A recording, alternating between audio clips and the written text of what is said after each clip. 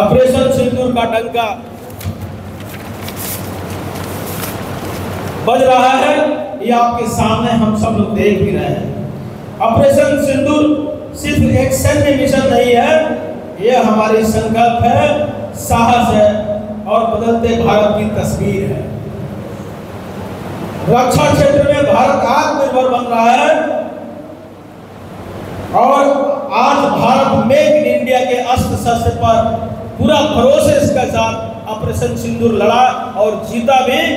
आज कल तक हम किसी दूसरे देश से आयात करके और अस्त्र शस्त्र रखते थे, आज मेक इन इंडिया का माध्यम से अपने प्रदर्शन करके पूरे विश्वास के साथ हम कह सकते हैं कि भारत की साख विश्व स्तर पर बड़ी मजबूती से उभरा है और आज अन्य देश हमारे अस्त्र शस्त्र का डिमांड कर रहा है। केवल कल तक हम आयात करते थे, अब निर्यात करने पर भी हम तैयारी में बैठे हैं। कांग्रेस की राज में इंदिरा जी से लेकर मनमोहन तक सिर्फ गरीबी हटाओ के नारे दिए जाते थे, लेकिन अब आंकड़े बताते हैं कि मोदी सरकार में 27 करोड़ से ज्यादा लोग गरीबी रेखा से बाहर आए हैं। मोदी सरकार में मोदी जी ने कहा था कि मेरा सपना है कि भारत गरीबी सिर्फ आंकड़ों में न हो बल्कि नीति निर्माण का केंद्र बने।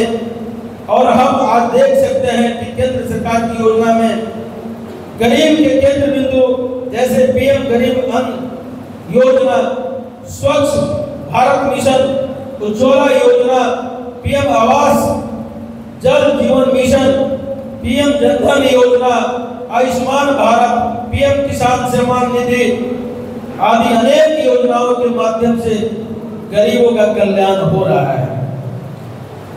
आज प्रधानमंत्री जी के नेतृत्व में 140 करोड़ भारतवासी मिलकर देश को विकसित भारत बनाने में जुटे हैं।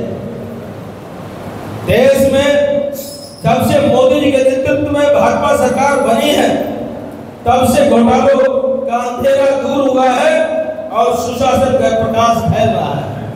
मुझे याद है कि जब 2004 से 2014 तक मनमोहन जी की सरकार थी, तो आप ही लोग के माध्यम से चाहे प्रिंट मीडिया हो चाहे इलेक्ट्रॉनिक मीडिया हो, आए दिन हम लोग जब टीवी या पेपर पढ़ने के लिए बैठते थे तो निश्चित रूप से उस सरकार की, मनमोहन जी की सरकार की घोटाला को उजागर जरूर मिलता था। लेकिन 11 साल आज पूरा करने के बाद भी हम दावे के साथ कह सकते हैं कि पूरी ईमानदारी के साथ आत्मनिर्भर बनाने में, विकसित भारत बनाने में आदरणीय मोदी जी का टीम बड़ी मजबूती से काम कर रहा है और किसी पर आज तक दाग नहीं लगा।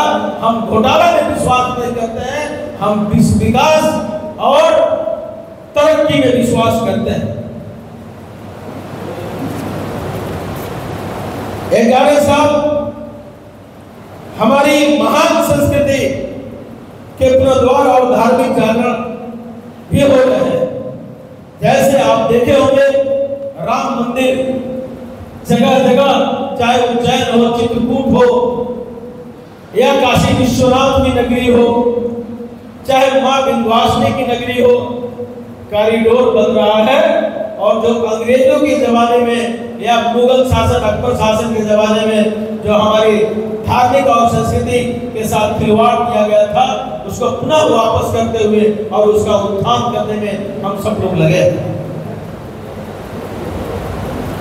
11 साल में अपनी विरासत, पुरानी गरिमा वापस दिलाने में भागीरथ प्रयास हुआ है।